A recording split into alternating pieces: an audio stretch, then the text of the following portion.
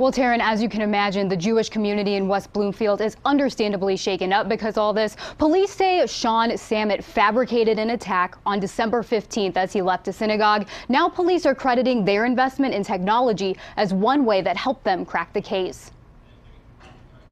Attacks at places of worship are seemingly more common, the most recent at a Texas church earlier this week. Now people like Neil Crewman are always on alert going into temple. I'm at the point where when I go to services, sometimes I don't really feel comfortable, but I'm at a point where I want people to know that we still have to do what we have to do. That's why Crewman is upset after learning Sean Samitt, a former employee at Temple Kolami, is accused of making up a violent stabbing as he left work. They're not doing any justice to themselves. I think it's a crime, and that it's like somebody calling the school and saying there's a bomb there when there's not.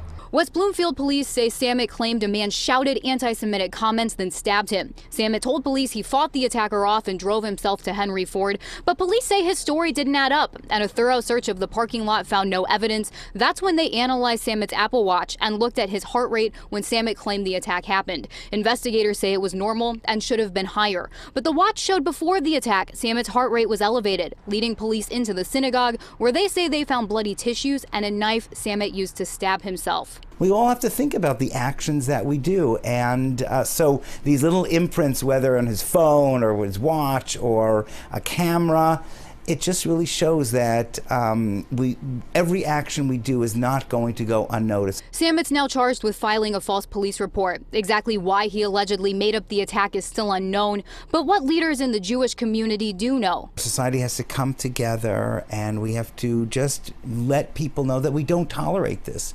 We don't tolerate exploiting the police. We don't tolerate exploiting anti-Semitism, and we don't tolerate anti-Semitism and hate. Going back to the stab wounds that police say Samitt committed on himself, they actually say they didn't need stitches. Taryn? Well, great work by police. It was very interesting about that Apple Watch as well. But they take these hate crimes, the allegations, very seriously. But the problem is it can also impact other future victims who were attacked and are seeking justice.